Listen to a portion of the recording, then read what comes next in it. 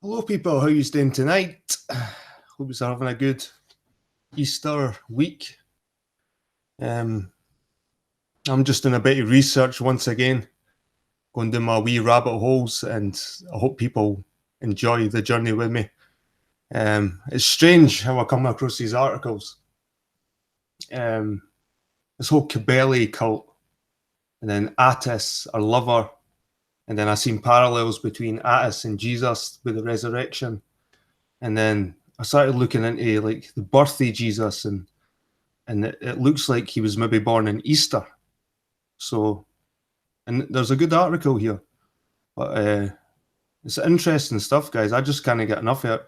I think if you've got spare time, read, research, instead of just sitting about playing computer games, whatever. You've got to do a bit of research and research stuff you're interested in, because this stuff really interests me. This whole Christianity, because I believe this is. I'm getting to this point now. And you wet the whole palate. I'm starting to believe here, guys, that Britain was probably one of the first countries in Europe to adopt Christianity. For some reason, Britain was Christian before most countries in Europe. Even the Danes, when the Vikings came over, they were still pagans. So it's strange. It's strange how Britain was so Christian before. And I think the Romans, when the Romans came over, they were pagans. And they found Christianity in Britain. Maybe when Christianity came to Britain, I don't know if it came through the lost tribes, or if it was Joseph of Arimathea, or if it was a pagan religion, then it transformed to Christianity, like a Celtic Christianity. Because I believe there was a British church before the Roman Catholic Church. I think there was a British church, and the Romans came over, got the idea, took it back, and made it their own.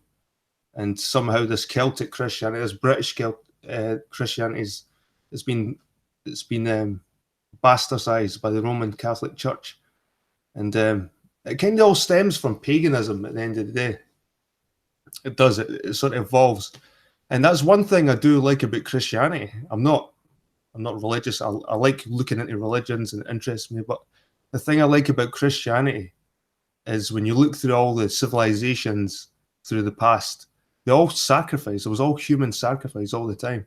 So it was good to see a religion saying, stop sacrificing your kids and sacrifice a lamb, sacrifice a bull, but don't sacrifice your people. And I think that was a good thing, whether you're a Christian or not. Back then, in those days, when they're just killing babies to appease gods, I think this monotheism and this idea of one God, and you don't have to sacrifice for this God, I think that was a good thing. Like it or not, Christianity was a good thing, and that's what keeps me going back to it. And it's the same way. It's been, even being patriotic or nationalistic, it's hard to be like that in Scotland, because there's so much clouded history. Even our flag, St. Andrew, the St. Andrew's flag, the blue flag with the white cross, and people fly this flag with pride, and they don't really know the meaning behind that flag. Like St. Andrew is a Catholic creation. It's a Norman creation. Same with the lion rampant and the red lion. It's a Norman creation. And we go around tattooing these symbols on ourselves and committing ourselves to these ideas when they're not really ours. They're kind of alien. And same with this Christianity, this Catholicism, and I think it's alien. And it's hard to commit to any religion because you see so many flaws. And it's the same way my country. It's hard to commit to the history and to the flags and the kings, even the kings, Robert the Bruce and William Wallace. These guys were Normans descent. These weren't even Scottish. These guys weren't even Scottish. But this is what they do. They install you with this fake history. So I'm just on a little journey here. It's a bit spiritual as well, I've got to say, for myself, because I'm not an atheist in any shape or form. I'm trying to find something And I think Christianity was close to it before they started tampering with it. Anyway, when I was looking at this Cybele cult, I seen the parallels with Jesus and Attis, the resurrection during spring. Cybele, that's the name Cybele. When you get the Kabbalah, the Kaaba, and Cybele was apparently a meteorite that hit the mountain, a black meteorite. They turned this meteorite into Mary, like mother worship, Mary worship. Instead of Jesus, they turned it into like Mary worship, the Catholics. So this comes from the mother goddess, Cybele, this Mary worship. And the Muslims took the meteor to Mecca, and they built a temple, a cube temple, and they all trample each other. People get trampled. Thousands of these Muslims every day do this pilgrimage to Mecca to worship this meteor that's in a sort of vaginal case thing, to kiss it. They want to kiss this thing. And it was a meteorite. So there's this theme of a comet, a meteorite. And the Star of Bethlehem, the Star of Bethlehem. During nativity plays and stuff, me growing up, I always thought it was just the North Star. I'm sure I asked, what's that star? And it was a North Star. But this isn't true. I don't think this is true. Anyway, this article kind of ties in a lot of this. I'm going to read it to you, and it's a legitimate article. It's a Cambridge article. It's been archived by the Royal Society and NASA because it's a lot of astronomy in it. Anyway, guys, those that are here, thanks for joining us. Laurie Gale, the Ohio Muscle Car, that's who I've seen in chat. But if you just bear with me the first few pages, because it can be a bit monotonous listening about the stars and where the stars were in the sky and the Chinese, and there's a lot of stuff building up to the conclusion. But the conclusion's amazing in this article. So if you just sit back, relax, you don't have to read this article. I'll read it for you. You can just sit back and relax. Let me drink my beer. Caesar Augustus. Ironic.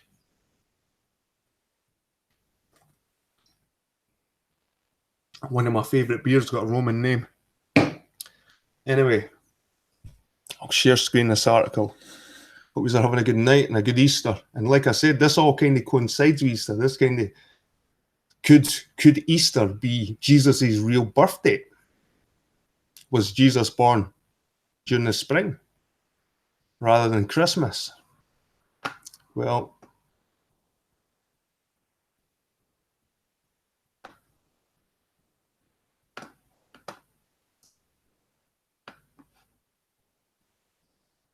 just bear with me.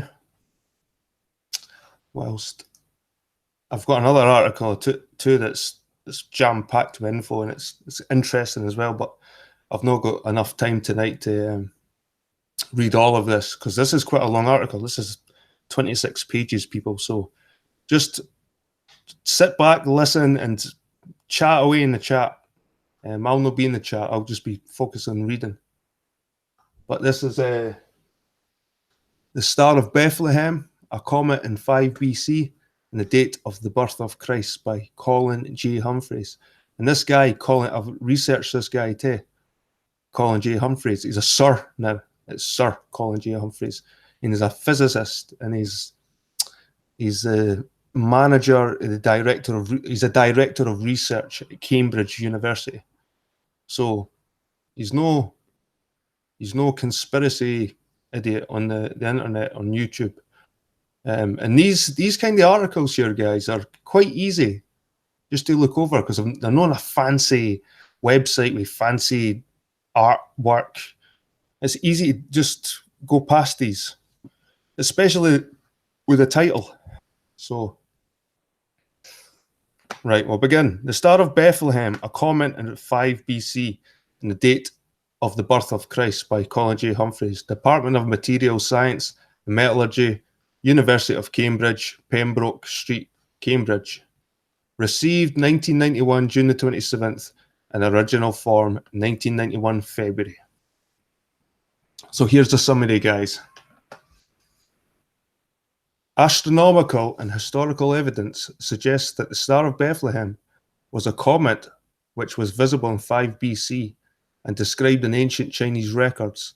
A comet uniquely fits the description in Matthew of a star which newly appeared, travelled slowly through the sky against a star background, and stood over Bethlehem. It is proposed that a remarkable sequence of 3 astronomical events stimulated the journey of the Magi: the triple conjunction of Saturn and Jupiter in 7 BC, the mass and journey of the Magi, the triple conjunction of Saturn and Jupiter in 7 BC, the massing of the 3 planets Saturn, Jupiter, and Mars in 6 BC, and finally the appearance in 5 BC of the Star of Bethlehem, a comet initially in Capricornus.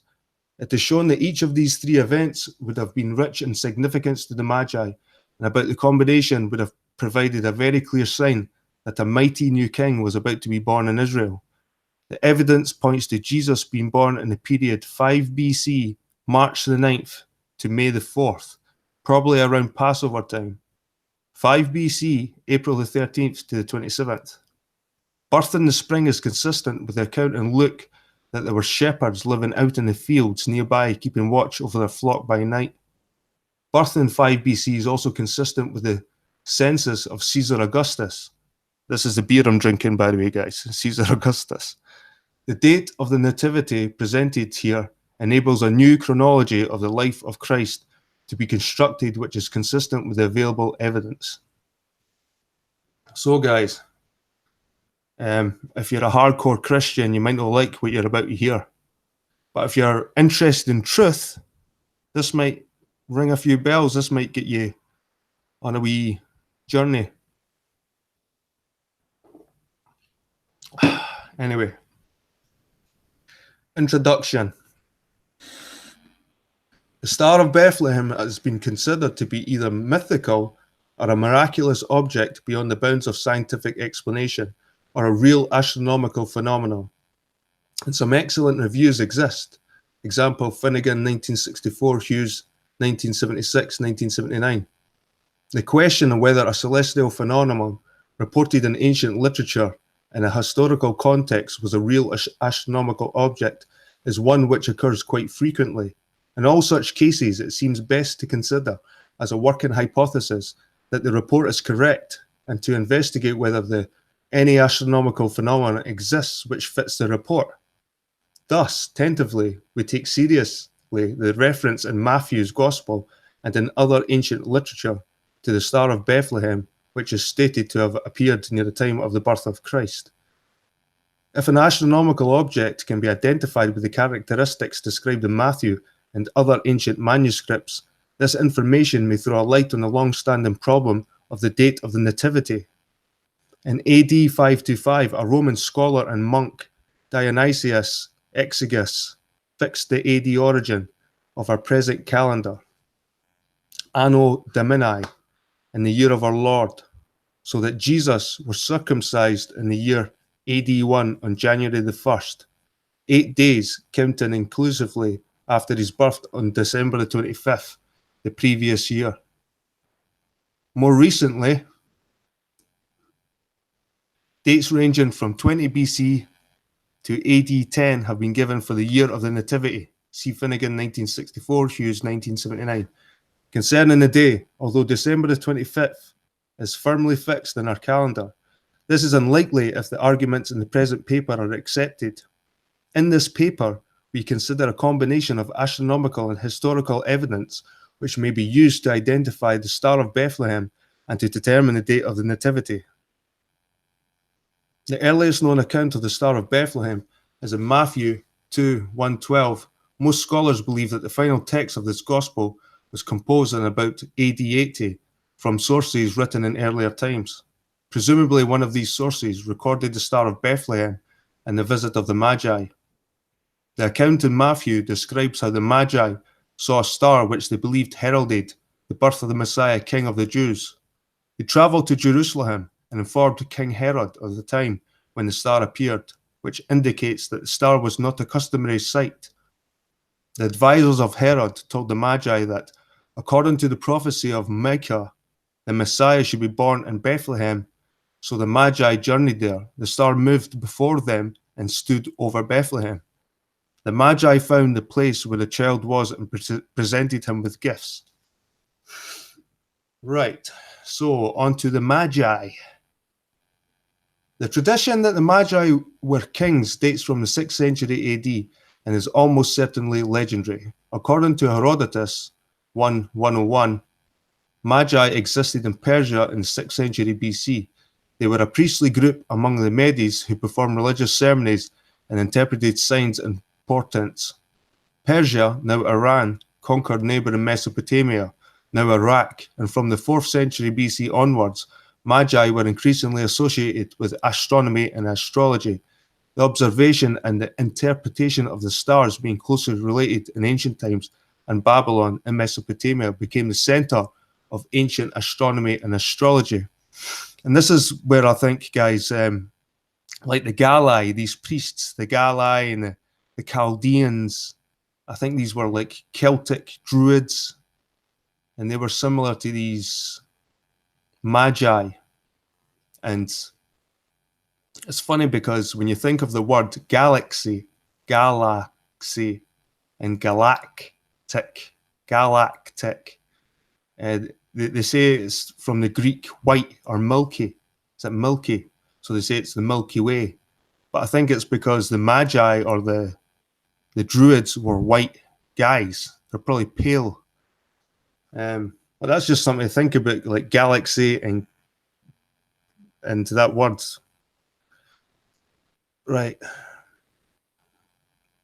Where was I? In the Hellenistic age, some of the Magi left Babylon and travelled to neighbouring countries to teach and practice astronomy, astrology, which was a core educational subject in the ancient world. Example, Plato, The Republic, 5-9. Thus, the 1st century AD Jewish scholar Philo of Alexandria stated that the student of astronomy perceives timely signs of coming events, since the stars were made for signs. De Opificio Mundi, 22. There is a strong tradition that the Magi who visited Jesus came from Arabia, now Saudi Arabia, which lies between Mesopotamia and Palestine. Thus, in about AD 160, Justin Martyr wrote, Magi from Arabia came to him, Herod. In about AD 96, Clement of Rome, C. Clarke, 1937, associated frankincense and myrrh, two of the gifts of the Magi, with the East. That is the districts near Arabia. We conclude that the Magi who saw the Star of Bethlehem were astronomers, astrologers, who may have been familiar with the Jewish prophecies of a Saviour King, and who probably came from Arabia or Mesopotamia, countries to the east of Palestine. Matthew 2:1 simply states, Magi from the east arrived in Jerusalem. It is important to realize that there are many references in ancient literature to Magi visiting kings and emperors in other countries. For example, Tiridates, the king of Armenia, led a procession of Magi to pay homage to Nero in Rome in AD 66. Suetonius, Nero 13 and 30, Tacitus, Annals 16-23, Dio Cassius, Roman History 63:1. Thus, a visit by the Magi to pay homage to Jesus, the new king of the Jews, would not have appeared as particularly unusual to readers of Matthew's Gospel.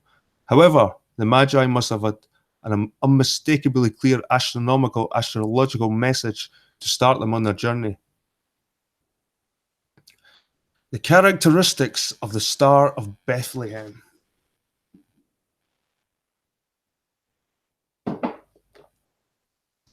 There are several specific characteristics of the Star of Bethlehem recorded in Matthew's Gospel which, if accepted, allow the type of astronomical object to be identified uniquely.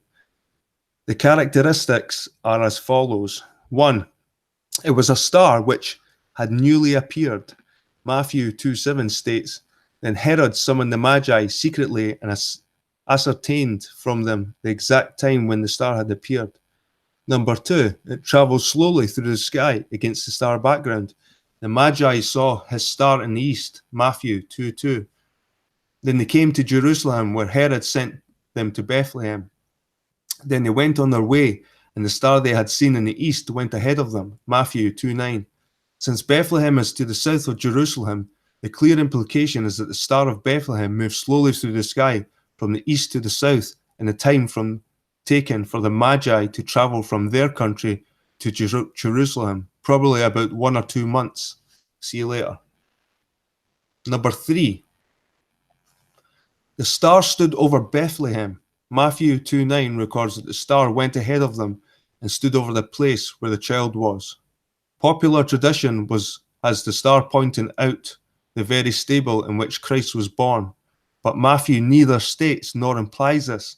According to Matthew, viewed from Jerusalem, the star stood over the place where the child was born, i.e., Bethlehem. If the above textual evidence is accepted, then all but one of the astronomical objects suggested in the literature as the Star of Bethlehem can be ruled out. For example, the most popular theory, demonstrated in many planetariums, is that the Star of Bethlehem refers to a conjunction of Jupiter and Saturn in 7 BC. This planetary conjunction theory dates back to the 8th century astronomer-astrologer Masha Allah, Kennedy and Pingree, 1971, and has been widely supported in more recent times. Example, Hughes, 1979, Ferrari, Diocipio, 1989. But it does not satisfy the description that the star was a single star, which appeared at a specific time, nor of a star which stood over Bethlehem. The next most popular theory is that the star was a nova or a supernova. The first suggestion that the Star of Bethlehem was a nova was made by Fouquet in 1729, and possibly earlier by Kepler in 1614. See also Sachs and Walker, 1984, and it has received considerable recent support. Clark, Parkinson, and Stevenson, 1977. A supernova has also been suggested, Muirhouse, 1978. A nova or supernova satisfies the requirements that the Star of Bethlehem was a single star which appeared at a specific time but cannot account for the star moving through the sky. Similarly, all other suggestions for the Star of Bethlehem, example that it was Venus, etc., can be ruled out except one, a comet. The Star of Bethlehem was a comet.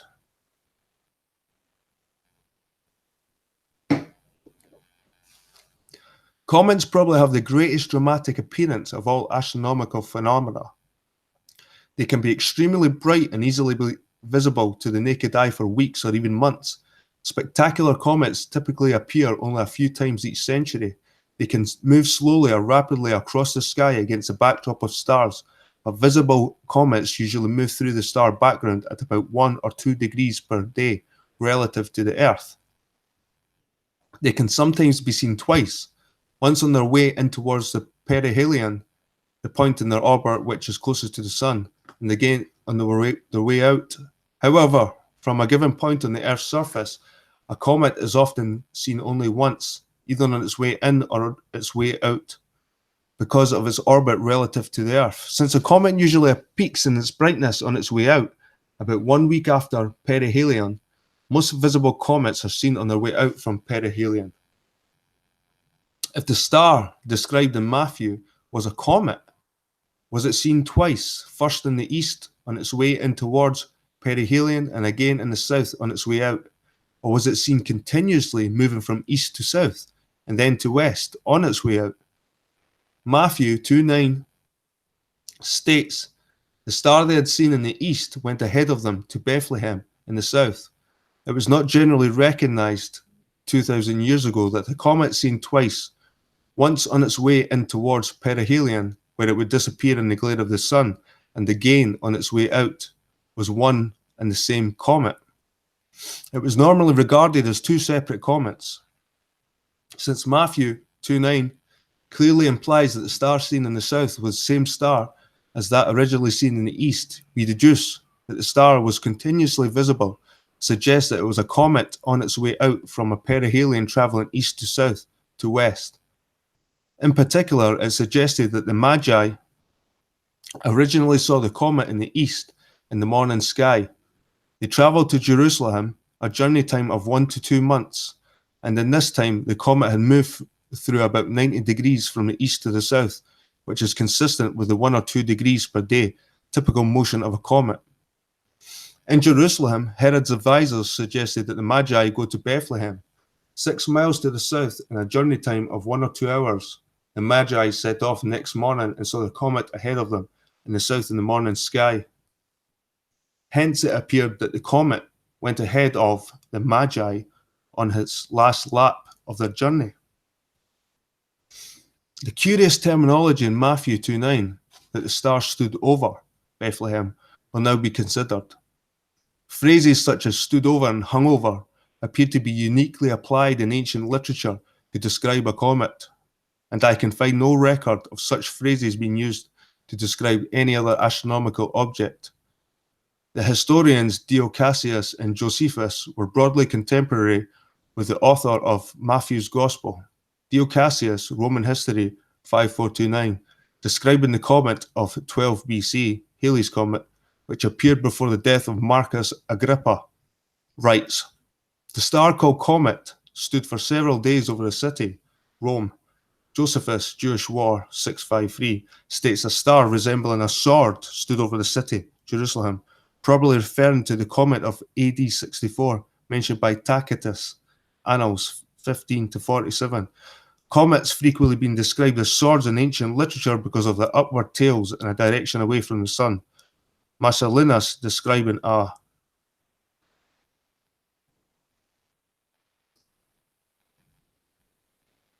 comet of AD 390 writes, "A sign appeared in the sky, hanging like a column and blazing for 30 days.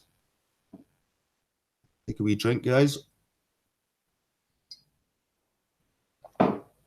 It's good to get some reading done, sharpen up my reading skills.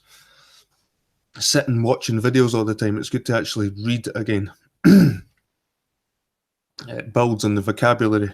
Anyway, celestial objects, including comets, appear to move across the night sky because of the rotation of the Earth. In addition, comets move against the backdrop of stars. What did Dio Cassius and Josephus mean when they referred to comets standing over Rome and Jerusalem, respectively? At the time of Christ, the prevailing theory of comets was due to Aristotle, who had proposed that comets were sub-lunar objects located in the upper atmosphere. See, for example, Bailey, Klube, and Napier 1990.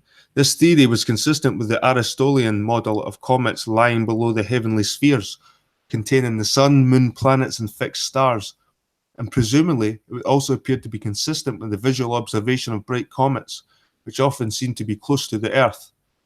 Many paintings and woodcuts of comets depict them as lying close to the Earth. See, for example, Figure 1.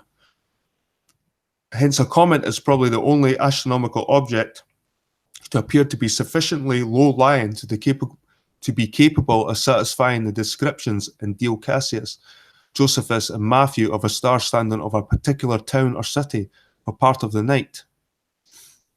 In addition, the upward tail of the comet would appear to point the head of the comet towards the city. Hence, we interpret Matthew's description of a star standing over the place where Jesus was born as the meaning that when the Magi left Herod and headed towards Bethlehem, as he had suggested, they looked up and saw the comet in front of them with a near vertical tail, the head of the comet appearing to stand over Bethlehem. The use of the characteristic term stood over by Dio Cassius and Josephus to describe a comet would seem to leave little doubt that when Matthew uses the term stood over, he is also describing a comet. Thus, a comet uniquely fits the description in Matthew that the star was new. It travelled slowly through the star field from the east to the south. It went ahead of the Magi and stood over Bethlehem, the place where the child was born. The identification of a comet with the Star of Bethlehem goes back to Origen in the 3rd century, and this is the earliest known theory for the star. Origen, Contra Celsum 158, stated, "The star that is seen in the east we consider to be a new star, partaking of the nature of those celestial bodies which appear at times such as comets. If then at the commencement of new dynasties or on an occasion of other important events there arises a comet, why should it be a matter of wonder that at the birth of him who was to introduce a new doctrine, a star should have arisen?" In about AD 1303, Giotto painted a comet above the head of the infant Jesus, in a fresco in the Arena Chapel in Padua, presumably using a model, the AD 1303 appearance of Halley's Comet. The European Space Agency mission to Halley's Comet in 1985-6 was called Giotto in commemoration of the Attis nativity comet. The possibility that the Star of Bethlehem was a comet was also more recently been suggested. Montefiore 1960, Finnegan 1964, Reznikov 1986, Kokkinos 1989, Vardaman 1989, but without the detailed arguments given above and later. Maybe I should just stop reading the references in between because it kind of breaks up the sentence.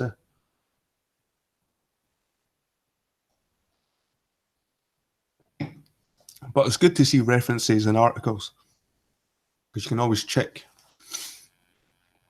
If the evidence cited above for identifying the Star of Bethlehem with a comet is so strong, why has it not been previously considered in the detail given here?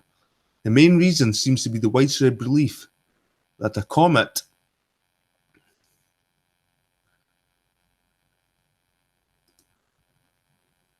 was regarded as a sign from heaven of impending calamity and divine displeasure.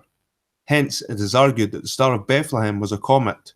It could not possibly have been interpreted by the Magi as heralding the birth of the Messiah. However, an examination of historical records shows that comets were interpreted as heralding both good and bad major events, in particular the births and deaths of kings and important victories or defeats in wars. They were regarded as portents of major changes in the established order. Thus, although a comet was regarded as a bad omen for the king who was about to die, or for the side that was going to lose a war, equally a comet was regarded as a good omen, heralding a new king or a major victory for those on the winning side. Origen, following his suggestion that the Star of Bethlehem was a comet, notes Contra Kelsum 159, that comets are associated with both calamitous events and with great events, and he refers to a book, treatise on comets by Chaeremon the Stoic, which lists occasions comets appeared when good was to happen. The Chinese call comets broom stars on account of their tails, and at least two ancient Chinese references make a pun of the word broom. A Chinese description of a comet of 524 BC saw it as a new broom to sweep away traditions in the old order of things, Davidson 1985. And Sokyo 300 BC stated, "A comet is like a broom. It signals the sweeping away of evil."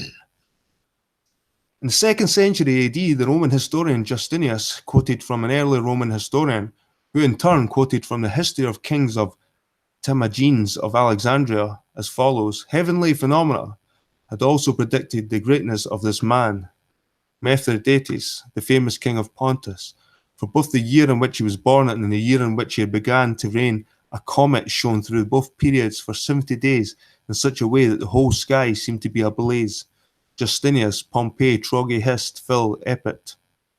This account was dismissed by many historians as legendary, the Star of Bethlehem, but Fotheringham identified comets in Chinese records in 134 BC and 120 BC, precisely the already accepted years of the birth of and accession to the kingship of Mithridates. And these comets are now accepted by historians as events confirming this chronology. Thus, the assumed astrological significance of comets to ancient civilizations is clear. They were interpreted as portents of gloom and death for the established order, but they were equally regarded as heralds of victory and war and the birth of new kings who would change the existing order.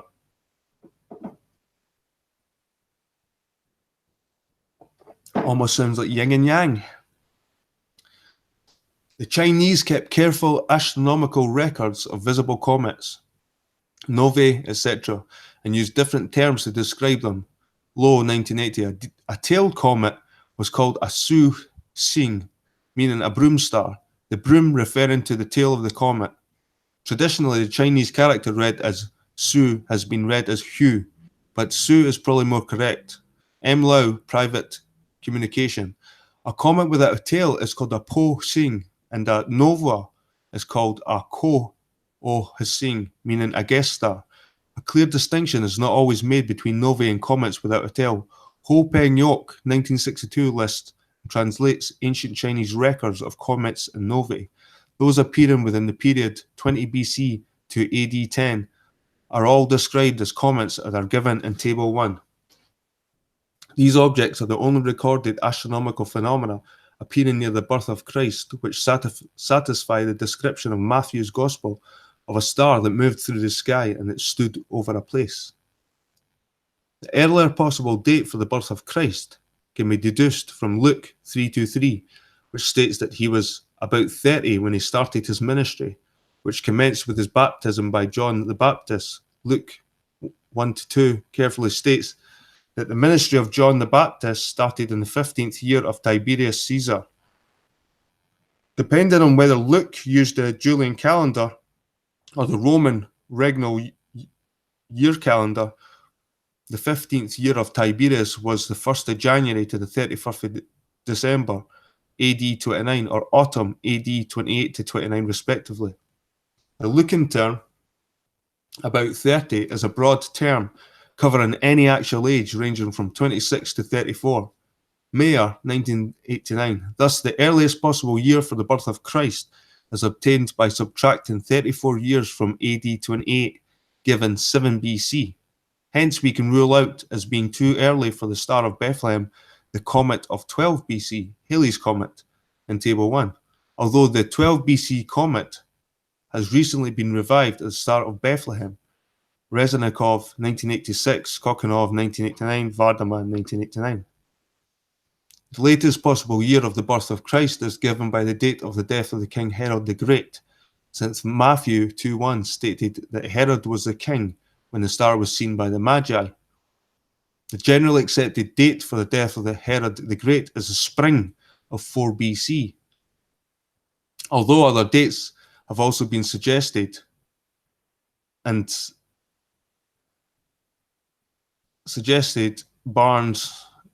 1 BC, Fulmer, and 1 AD, the evidence that Herod died in 4 BC is strong, and the accounts in Josephus of the reigns of his 3 sons, Archelaus, Antipas, and Philip, all correlate perfectly with a 4 BC date.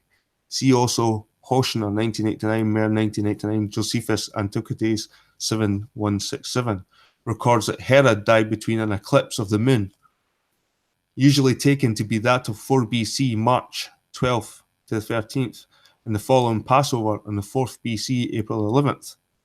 Josephus also described that the following death of Herod, his funeral occurred in a 7-day mourning period, then demonstrations against his son Archelaus, and then the Passover. Thus, the latest date for the death of Herod is the end of March 4 BC, and hence the comet that appeared in 4 BC April is too late to be the Star of Bethlehem. In addition, the Chinese records give no details of the 4 BC comet. Example, its duration. Hence, it was probably short-lived and insignificant. Like I say, guys, this is a long article, but if you get through these first few pages, it's just describing the astronomical events, and it concludes pretty good.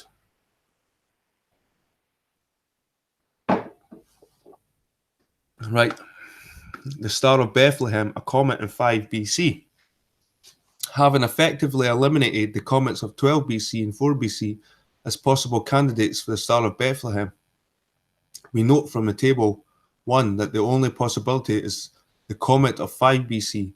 The description of this is in the Chinese Han Shu, the official history of the former Han Dynasty, 206 BC AD 9, on which Ho Peng Yok depends, is as follows.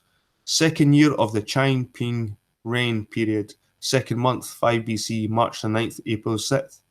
A Su Sing appeared at Qing Nua for over 70 days.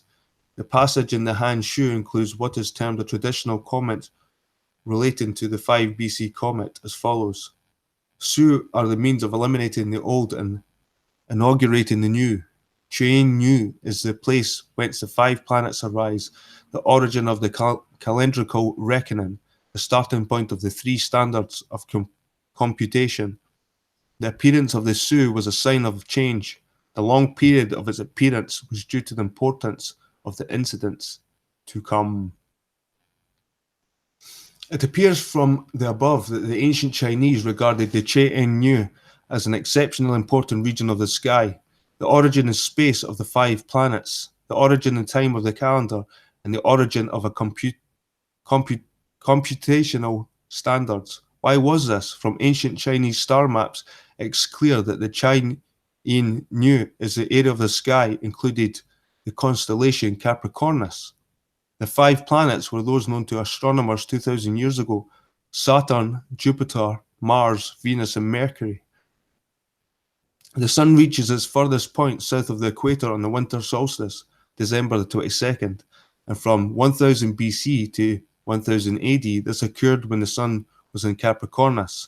The latitude on the Earth, 23.5 degrees south of the equator, at which the Sun appeared overhead at the noon on the winter solstice, therefore became known as the Tropic of Capricorn.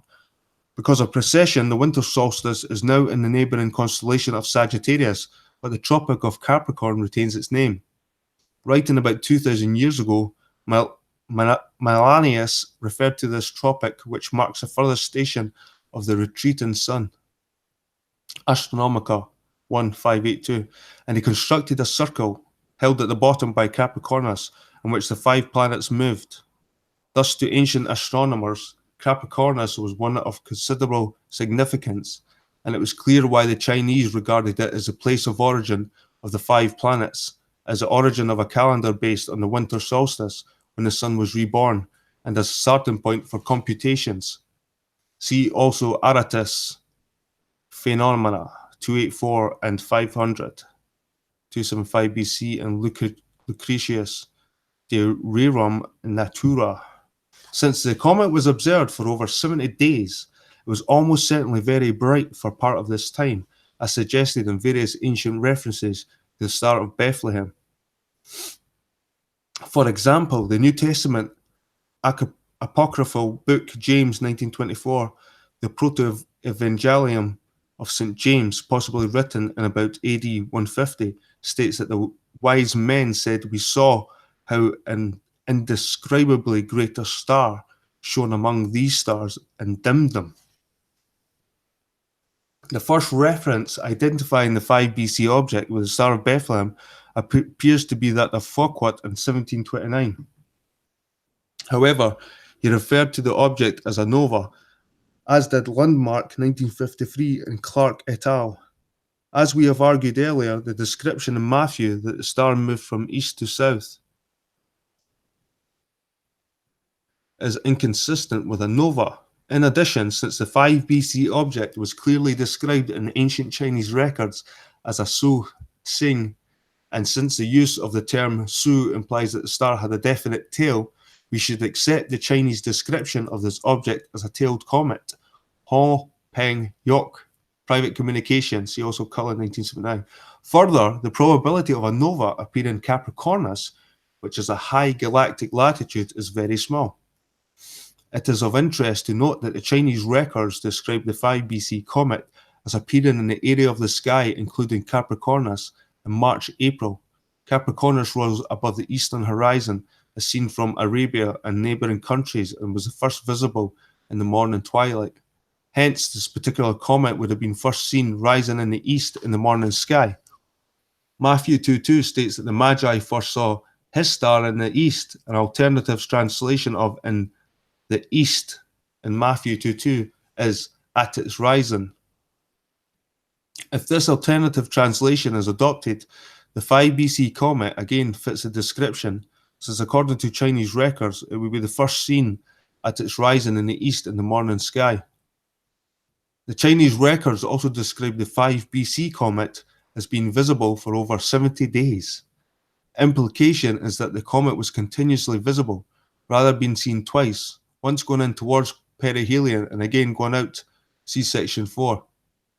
The visibility for over 70 days is consistent with the probable journey time of the Magi and the probable time for the comet to move from east to south. Thus, a consistent picture emerges. The Magi first saw the comet soon after perihelion in the east in Capricornus, in the morning sky. They travelled to Jerusalem, a journey of 1 to 2 months, and saw the comet in the south in the morning sky as they travelled from Jerusalem to Bethlehem. The comet continued to move to the west and became visible after 70 plus days. Amazing stuff, guys. Imagine looking up at the sky and seeing a comet for 70 days. Usually when we think of comets, it's just a flash across the sky. But seeing a comet for 70 days, amazing. The 3 signs in the sky. This is an interesting bit. Why should this particular comet have caused the Magi to make their journey? It is suggested that a combination of 3 astronomical events was involved. The triple conjunction of Saturn and Jupiter in 7 BC, the massing of 3 planets in 6 BC, and finally the appearance of the comet in Capricornus in 5 BC. The 8th century AD astrological world history on conjunctions, religions, and people by Magi was based on the earlier Babylonian theory that important religion and political changes are predicted by conjunctions of the planets Saturn and Jupiter. Kennedy and Pengree, 1971. Thus, Magi used Iranian astronomical computations to claim that the flood, the birth of Christ, and the birth of Muhammad were all predicted by conjunctions of Saturn and Jupiter in the appropriate astrological circumstances. Following the medieval Jewish writer Abba Banal, 1497, has explained how in Magian astrology, the planet Saturn represented the Divine Father and Jupiter was his son. The constellation Pisces was astrologically associated with Israel. Thus, it is suggested that the astrological message of the conjunction of Saturn and Jupiter in Pisces in 7 BC was this: a Messiah king will be born in Israel. The fact that the conjunction happened 3 times in 7 BC, in May, October, and December, probably served to reinforce this message. In addition, Abarbanel in 1497 claimed that there was a conjunction of Saturn and Jupiter in Pisces in 1396 BC, 3 years before his assumed date of the birth of Moses. Thus, it is suggested that the 7 BC triple conjunction alerted the Magi to the coming of another Moses who would deliver his people, the Messiah. Shortly after the triple conjunction of Saturn and Jupiter in 7 BC, Mars joined Jupiter and Saturn in the sky, so that in February 6 BC, the 3 planets, still in Pisces, were separated by only about 8 degrees. There is a tradition that the massing of these 3 planets preceded the birth of Christ. In 1465, Jacob von Speyer, the court astronomer for Prince Friedrich de Urbino, asked Regiomontanus, given that the appearance of Christ is regarded as a consequence of the grand conjunction of the 3 superior planets, find the year of his birth, a question that Regiomontanus was unable to answer. Zinner, 1990. Both Jacob von Speyer and Regiomontanus were familiar with ancient Greek, Latin, and Persian books on astronomy and astrology, many of which have been lost, and the tradition that the massing of the 3 planets preceded the birth of Christ may be very early. A similar massing was observed by Kepler in AD 1604, and, unlike Regiomontanus, he calculated that such massings of Jupiter, Saturn, and Mars occurred only every 105 years, and suggested that they coincided with the great events in history. His assumed dates were Moses, 1617 BC, Isaiah, 1812 BC, Christ, 67 BC, Charlemagne, AD 799, and the Reformation, 1604. For Kepler, the massing of the 3 planets was astrologically more important than the triple conjunction of Saturn and Jupiter, and he tentatively suggested that the supernova of AD 1604 and the new star of 5 BC might have resulted from these massings. Kepler, 1614, see also Hughes, 1917, Sachs and Walker, 1984. To the Chaldeans, Mars represented the king of war. To the Persians, the celestial warrior. Thus, it is suggested that the massings of the 3 planets in 6 BC, following the triple conjunction in 7 BC, confirmed to the Magi that the Messiah king to be born in Israel would be a mighty king. The scene was set. Their expectations were aroused for a third sign, which would indicate that the birth of the king was imminent.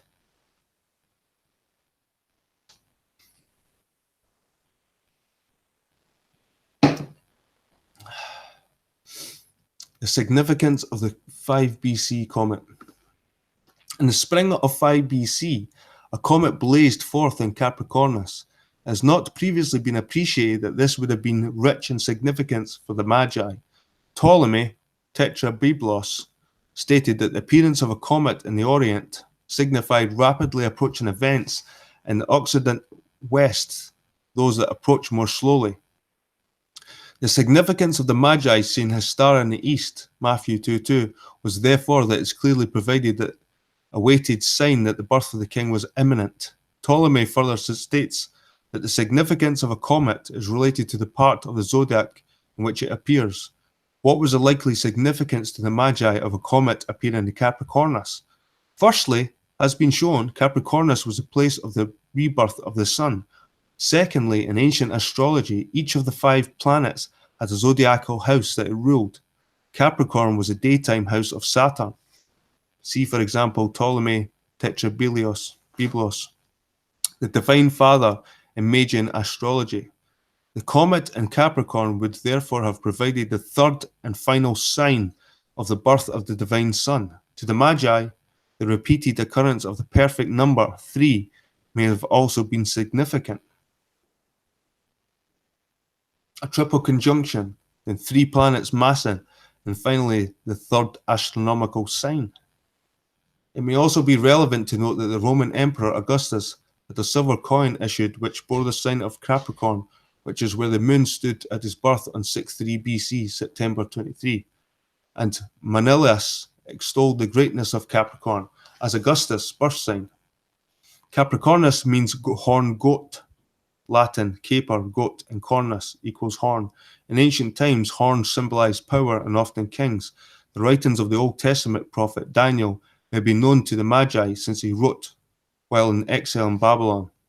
Daniel had a vision of a horned goat which crossed the whole earth without touching the ground and which fought with it and overcame a ram. Various commentators have suggested that this vision may allude to Capricorn and Aries, and the horned goat, which Daniel identified with a mighty king of Greece, is usually taken to the powerful King Alexander the Great. It is suggested that the remarkable sequence of the triple conjunction in 7 BC, the massing of 3 planets in 6 BC, and the comet in Capricornus in 5 BC provided a very clear message to the Magi that a very great king was about to be born in Israel. So it took these 3 things to convince the Magi that something big was happening. The Magi therefore set off and went to Jerusalem to King Herod and asked, "Where is the one who has been born, King of the Jews?" Matthew 2:2. The legend that the star guided them to Jerusalem is not required, and Matthew neither states nor implies this. It is suggested that the Magi went to Jerusalem because their interpretation of the 7 BC conjunction and the 6 BC planetary massing was that the Messiah king would be born in Israel, and the appearance of the 5 BC comet told them that this had happened. The advisors of Herod told them where in Bethlehem, according to the prophet Micah. Again, they did not need guidance from the star, but were overjoyed when on this lap of their journey the star went before them in the morning sky, and when it stood over Bethlehem, where Jesus was born. Bethlehem was a small town, and a few inquiries may have quickly revealed the location of the child recently visited by the shepherds. So I wonder if, like, Jesus was this wee kid sitting in some barn and not really knowing what the hell's going on. Like, him and his family probably didn't realize all these things happening in the sky, and these Magi were on their way. And it's just the fact that he was born on that time that he was picked. Crazy.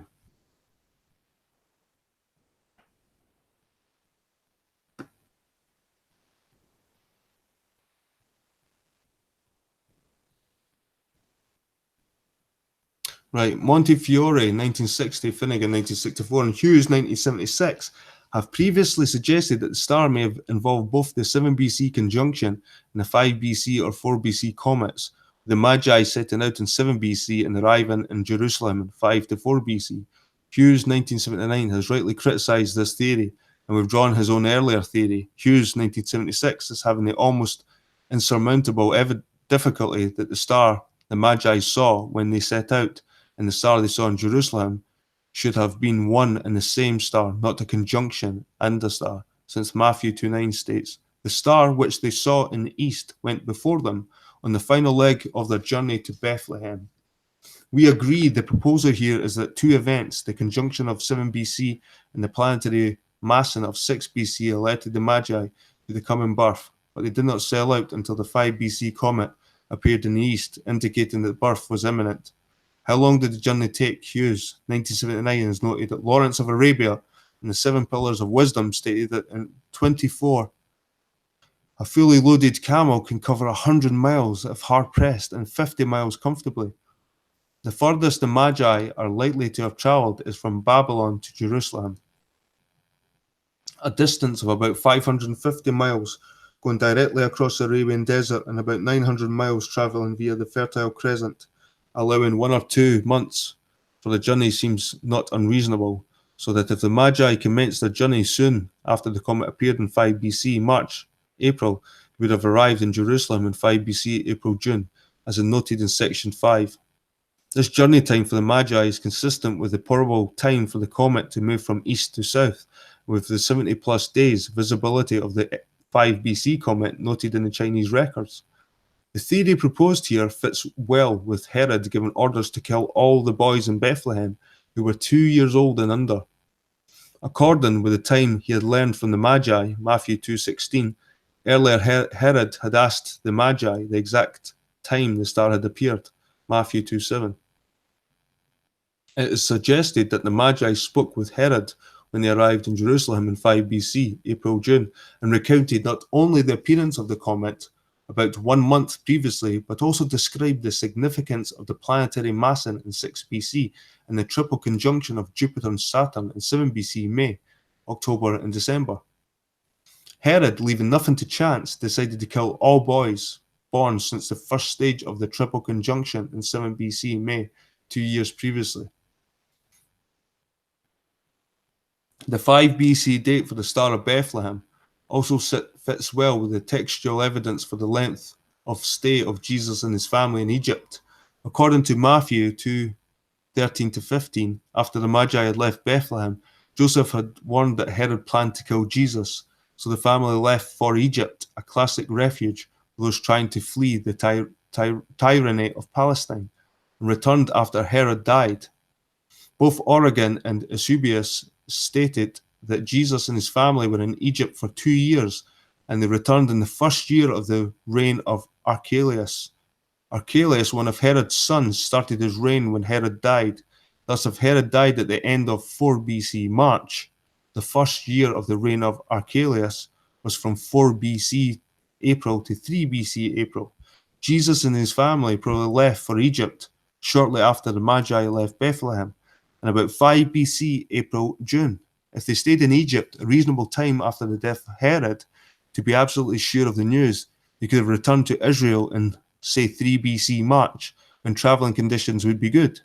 In the first year of Archelaus, and having spent about 2 years in Egypt, thus the 5 BC comet is consistent chronologically with both Herod's massacre of the infants and the 2-year stay in Egypt.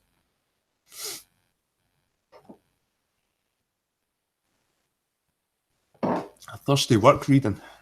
I might have to take a 5-minute break to go and get another beer. The clue of the census.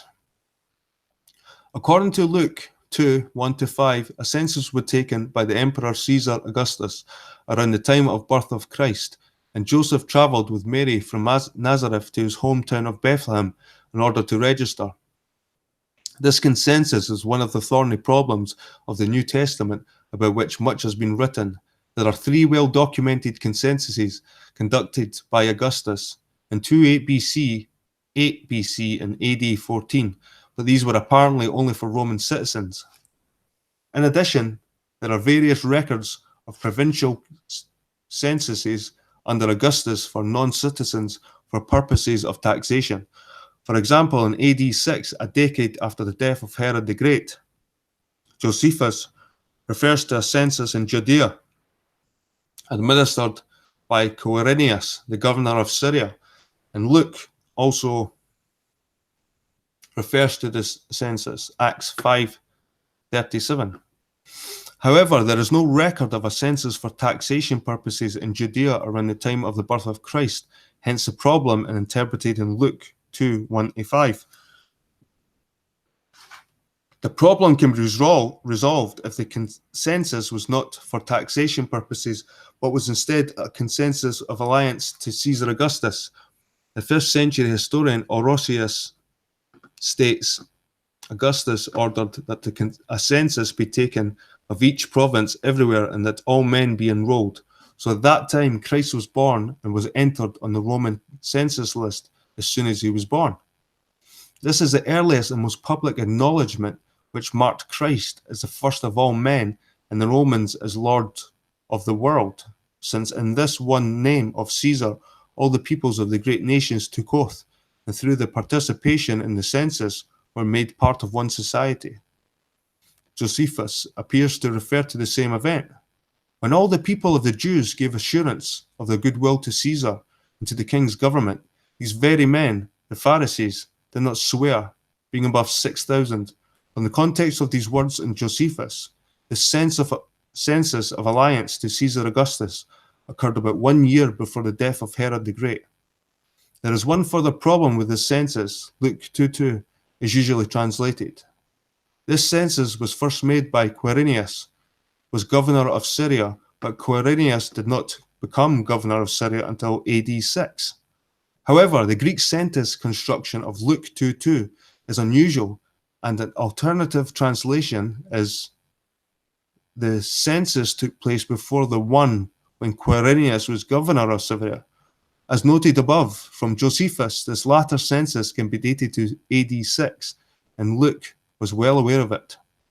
Thus, the earlier census referenced by Luke in Luke 2:1-5 provides a chronological clue to the birth of Christ, and from the context in Josephus, this census of alliance occurred about 1 year before the death of Herod the Great. Allegiance occurred about 1 year before the death of Herod the Great, which is consistent with our placing the birth of Christ in the spring of 5 BC. The spring. So right now, guys, it's Christmas. We should be celebrating Christmas now. If it weren't for those damn Romans. Right, anyway, I'm going to read this bit. I'm going to quickly go and get a beer and come back. A new chronology for the life of Christ. What is the earliest date for the birth of Jesus? It would seem that the Magi expected Jesus to be born shortly after the time the 5 BC comet appeared, since a comet appearing in the east signified an imminent event. And when they arrived in Jerusalem, they asked Herod, "Where is the one who has been born King of the Jews?" Matthew 2:2. Hence, it would seem that the earliest possible date for the birth of Jesus is when the comet first appeared. And the earliest date for this, according to the Chinese records, is 5 BC, March the 9th. So that's the earliest Jesus could have been born, according to the astronomical. 5 BC, March, the earliest. This is consistent with Luke 2:8, which states that at the time of the birth of Jesus, there were shepherds living out in the fields nearby, keeping watch over their flock by night. Bethlehem is cold and very wet during December, January and February, and flocks of sheep were not normally kept in fields in these months. See, for example, Hughes 1979. Sheep were usually put out to grass between March and November, the shepherds being with the flocks at night, particularly during the spring lambing season, March to April. So there you go. Doesn't sound like he'd be lying out there in Christmas time. An approximate latest date for the birth of Jesus can be deduced as follows. According to Luke 2:22, after the birth of Jesus and following a time of purification, Joseph and Mary took Jesus to the temple in Jerusalem. Levi 12 to 2 to 4 specifies that the time of purifications for the mother of a male child is 40 days, and after which she can come to the temple, assuming 1 day for travel for Bethlehem to Jerusalem, a distance of 6 miles. Jesus would have been born not less than 6 weeks before the visit of the Magi, since Jesus and his family left for Egypt shortly after the visit of the Magi. The most probable sequence of events in Matthew, Luke birth narratives is birth, visitation of the shepherds, presentation at the temple in Jerusalem, return to Bethlehem, visit of the Magi. There was no point in Joseph and Mary staying in Bethlehem after the purification and visit to the temple, since they had originally only gone to Bethlehem to be taxed. Hence, it is reasonable to assume the Magi visited Jesus very shortly after his return from the temple to Bethlehem. This is consistent with the comet being visible for 70 days and the 1 to 2 month journey time of the Magi. The Chinese records state that the comet first appeared sometime in the period 5 BC, March 9th to April the 6th, and lasted for over 70 days. Thus, the latest date for the Magi to have seen the star at Bethlehem was April the 6th plus 70 days, i.e. June the 15th. And the latest date for the birth of Jesus is a date minus 6 weeks, i.e. May the 4th. If this evidence is accepted, Jesus was born sometime in the period 5 BC, March the 9th to May the 4th, which is consistent with the Lucan shepherd reference. Isn't that interesting, guys? So right now should be the time of Jesus' birth.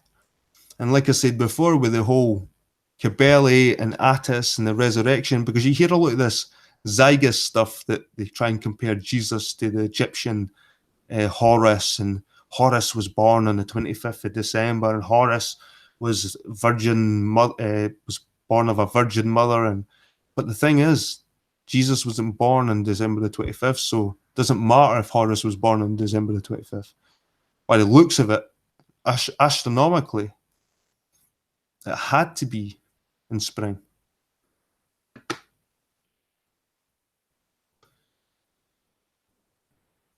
The most likely date for the baptism of Jesus is autumn AD 29.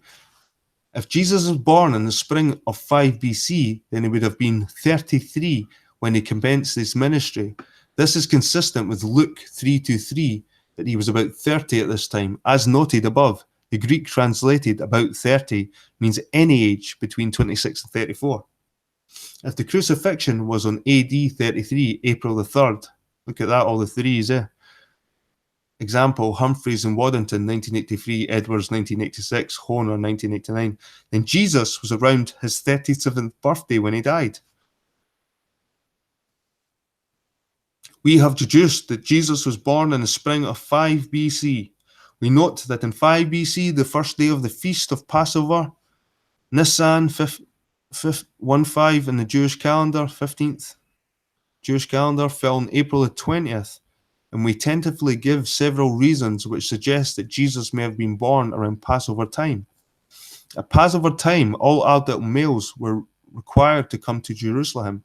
Hence, Jerusalem and its neighbourhood were extremely crowded, and nearby Bethlehem would be very crowded too.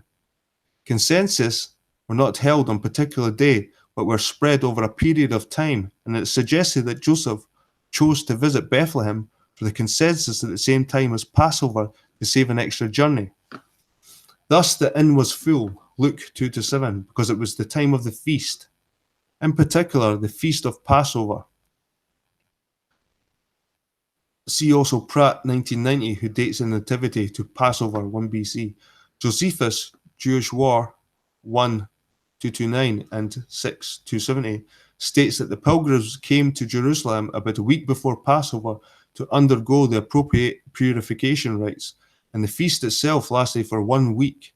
Thus, it is tentatively suggested that the birth of Jesus may have occurred in the week before or after Passover in 5 BC, i.e. in the period 5 BC April between the 13th and the 27th. Birth at Passover time is consistent with Jewish expectations for the birth of the Messiah. For example, the Jewish scholar Abarbanel, writing in 1497 AD and still expecting the Messiah, states that the messianic redemption will come in the month Nisan, since the cup of Elijah at the Passover meal preserves the symbolism that the new redemption will come during the same season as the Exodus from Egypt. A further clue may be provided by the words of John the Baptist near the time of the baptism of Christ. John twice greets Jesus with the words, the Lamb of God, John 1:9 and 26, and many commentators have discussed the background of this strange phraseology. If Jesus was born at Passover time, particularly if he was born on 10 Nisan, sunset Sunday, April the 14th to sunset Monday, April the 15th in 5 BC, when the Passover lambs were chosen, without spot or blemish, John would have a clear reason to call him the Lamb of God. Some key dates and date ranges in the chronology of the life of Jesus are listed in the table 2. So here's the table 2 here. The chronology of the life of Jesus. So the event, the birth of Jesus in Bethlehem, they've got here between March and May or April. The visit of the shepherds, March, May, April. Circumcision on the 8th day, between March, May, April. Presentation of Jesus at the temple in Jerusalem after 40 days from birth, then return to Bethlehem. This is May to June. Visit of the Magi, April to June. Flight to Egypt, April to June. Death of Herod, end of March. Return from Egypt to Nazareth, March. Baptism of Jesus when he was 33, AD 29, autumn. So we're jumping years here. Like it was 4 BC March and then 3 BC March, so it's like a year.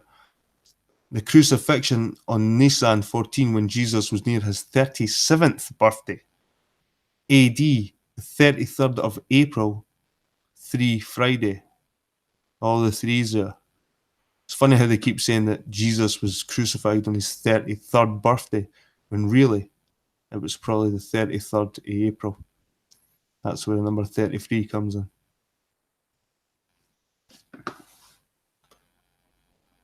Or April the 3rd.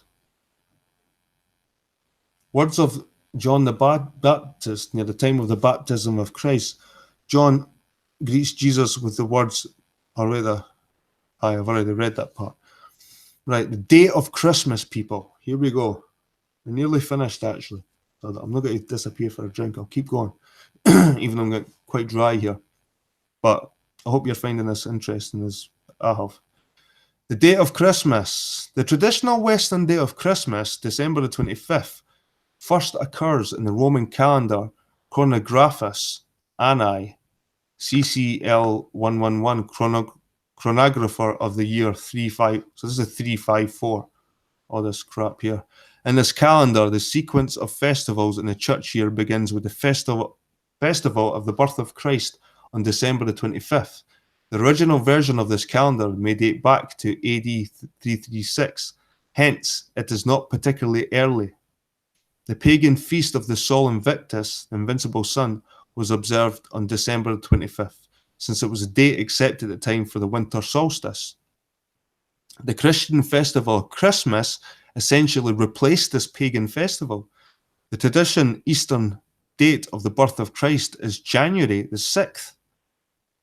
Epiphanius states that this was the date of the pagan festival of Kor, which the Christian festival then replaced.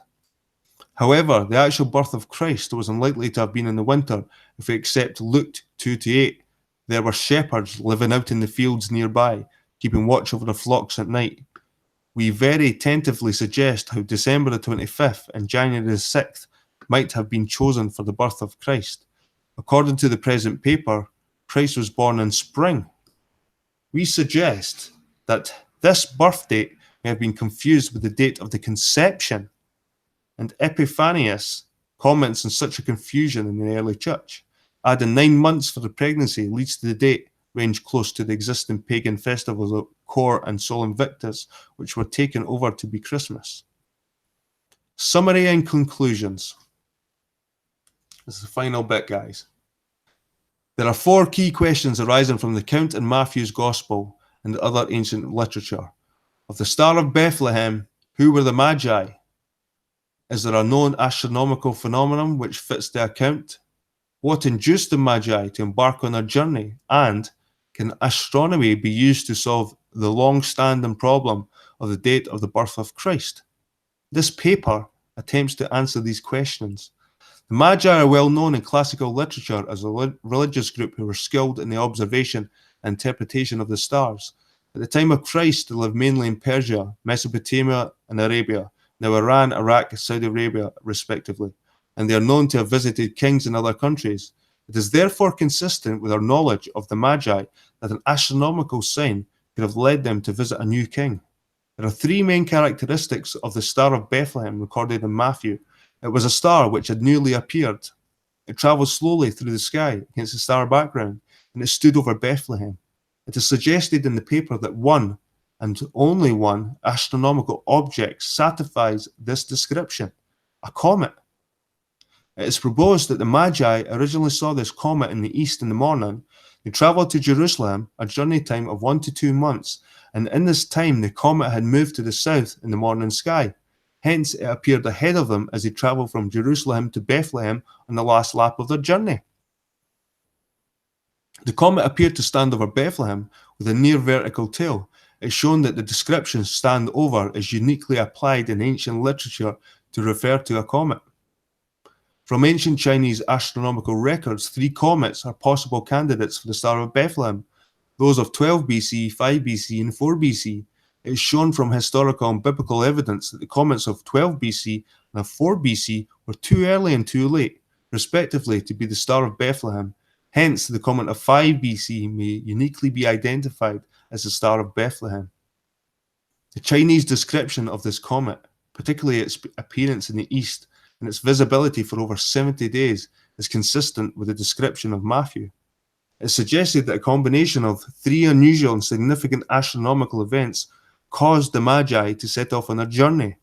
First, there was a triple conjunction of Saturn and Jupiter in the constellation Pisces in 7 BC.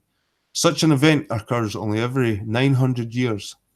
The probable astrological significance of this event to the Magi was that a divine king would be born in Israel. Second, in 6 BC, there was a massing of 3 planets, Mars, Saturn, and Jupiter in Pisces. Such a massing only occurs every 800 years and very much more infrequently in Pisces, and it would have confirmed to the Magi that the king to be born in Israel would be a mighty king. Third, a comet appeared in 5 BC in the east in the constellation Capricornus. In the astrology of the ancient times, a comet in the east signifies a rapid approaching event. The comet was therefore the third and final sign which caused the Magi to set off on their journey. It shows the probable significance of the comet in Capricornus to the Magi, and was also a very great king was about to be born. Further analysis suggests that the birth of Christ was in spring, in the period 5 BC, March the 9th to May the 4th. Tentatively, the period around Passover time is suggested 5 BC, April 13th to 27th. This date is consistent with the available evidence, included a reference in Luke there have been shepherds out in the fields at night. Although today's Christmas is celebrated on December the 25th in the west and on January the 6th in the east, we suggest that the evidence of astronomy, the Bible, and other ancient literature points to the spring of 5 BC as being the time of the first Christmas. So we should be sunbathing in Christmas time, guys, like John the Bon. Acknowledgements. The author is grateful to W.G. Waddington for illuminating discussions, and to A. Boyle, O. Edwards, Ho Peng Yoke, D. Hughes, M. Lau, A. Millard, C. Russell, J. Shanklin, W.G. Waddington, and B. Winter for a very helpful comments and for critical reading of the manuscript. The author would also like to thank the referee for this helpful, constructive comments. So guys, I'll just slowly scroll through the references for the people that will watch this at a later date, not live, and they can pause it and check it up. And at the bottom, you see here Royal Astronomical Society provided by NASA, because NASA actually archived this stuff. This stuff must be important if these people are putting away. Cambridge, and this was on a Harvard. This is a Harvard. I'll leave the link in the description, guys. But it might be a bit controversial.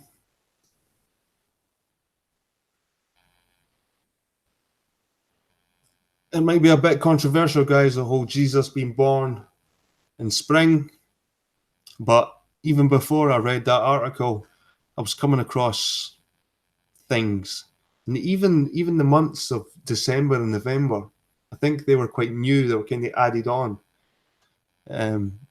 So interesting stuff, guys. Interesting stuff. And I'm just glad I've got it read. Because like I said, it's one of those obscure articles. And because it's not fancy and dressed up, it's just one of these PDF type papers. And it's not very pretty. And like you heard, the first few pages,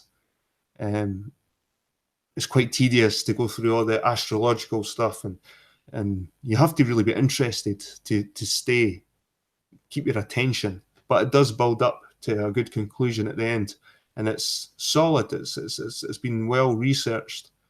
So I just want to thank you all for watching.